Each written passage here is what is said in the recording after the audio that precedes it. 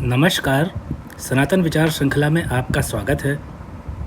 इस वीडियो में हम एक बहुत सामान्य सी बात करेंगे, लेकिन तर्क के साथ बात करेंगे कि देवता और परमात्मा ये दो अलग अलग चीज़ें क्यों हैं।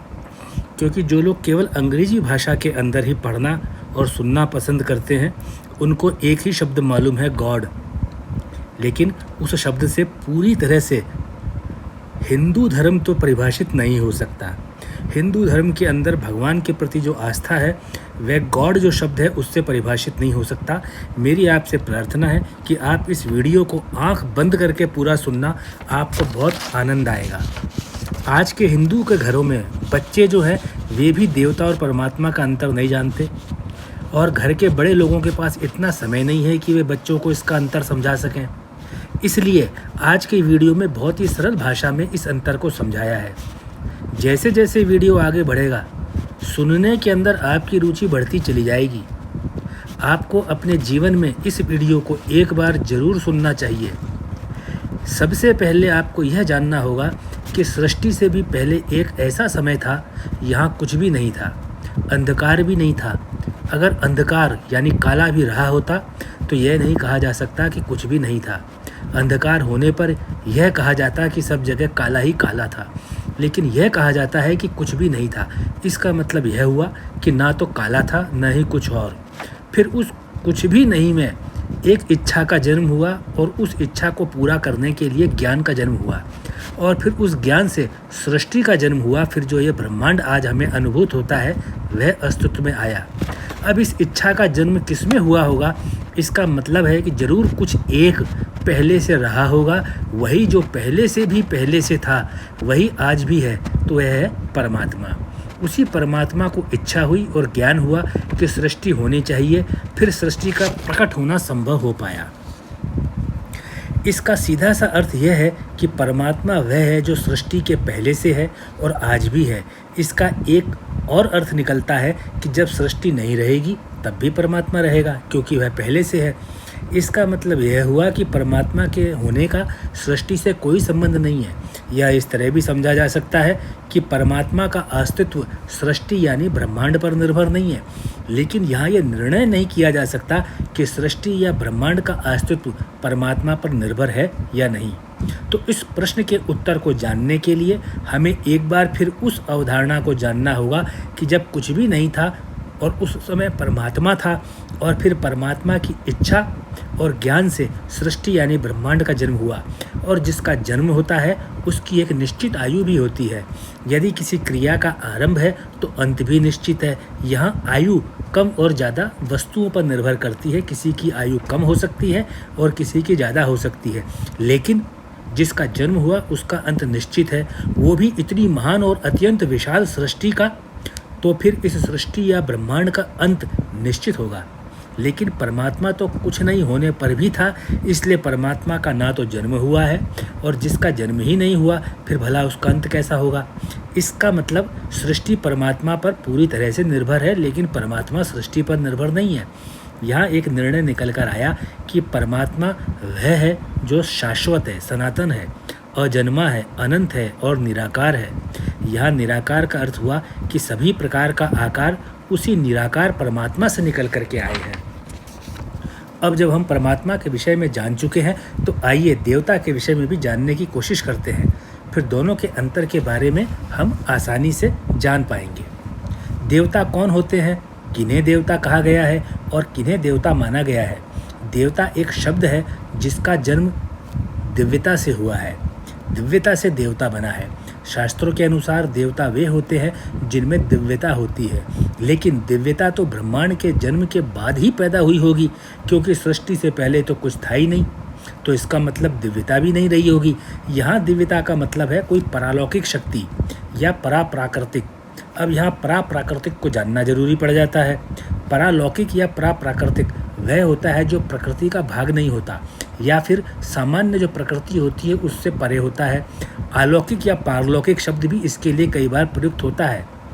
चूँकि इनके अस्तित्व को सिद्ध कर पाना संभव नहीं होता, क्योंकि वह प्रकृति का भाग तो है ही नहीं, तो ना तो वो दिखाई देगा, ना ही सुनाई देगा, और ना ही उसे छूकर अनुभव किया जा सकता है।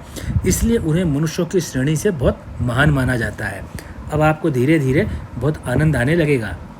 देवता लोग हम मनुष्यों से निश्चित रूप से बहुत महान होते हैं, क्योंकि वे प्रकृति का भाग नहीं होने के कारण इंद्रियों के वश में भी नहीं होते, लेकिन उनके स्वयं के अस्तित्व के लिए प्रकृति की आवश्यकता होती है। वे प्रकृति पर निर्भर तो नहीं होते, लेकिन प्रकृति के अलग अलग भागों में वे विभक्त रहते हैं। जैसे कोई आकाश में है तो कोई आकाश का देवता, कोई अग्नि में है तो अग्नि का देवता, कोई जल में है तो जल का देवता, कोई वायु में है तो वायु का देवता, कोई कहीं और कोई कहीं। उनके रहने के कई कई अलग अलग स्थान हैं, इसलिए वे सभी जगह हैं। वे जहाँ जहाँ रहते हैं उस स्थान पर अपना अपना नियंत्रण रखते हैं और वहाँ की व्यवस्था को बनाए रखते हैं। और यह समझना बड़ा ही आसान हो जाता है कि उनका जन्म सृष्टि के जन्म के बाद हुआ होगा, यानी कि ब्रह्मांड के जन्म के बाद ही उनका जन्म हुआ होगा। तो फिर देवता लोग भी जन्म लेते हैं। अब जिनका जन्म होता है उनका अंत भी निश्चित होगा, तो फिर उनका जीवन फिर छोटा हो या लंबा हो, अंत तो निश्चित है। जब अंत उनके जीवन का हिस्सा है तो इसका मतलब देवताओं का जीवन सीमित है। अब हमें यहाँ देवता और परमात्मा में एक अंतर स्पष्ट रूप से पता चल गया है। वह अंतर यह है कि परमात्मा जो है उसका कभी अंत नहीं होगा, लेकिन देवताओं की आयु सीमित है। जब आयु सीमित है तो कार्य को करने की क्षमता भी सीमित होगी। जिसकी भी कार्य करने की क्षमता सीमित होती है वह किसी दूसरे पर निर्भर अवश्य रहता है।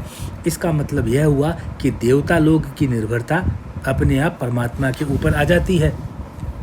अब आपको देवता और परमात्मा में अंतर समझ में आने लग गया होगा कि देवता लोग मनुष्यों से तो बहुत ज़्यादा क्षमतावान होते हैं।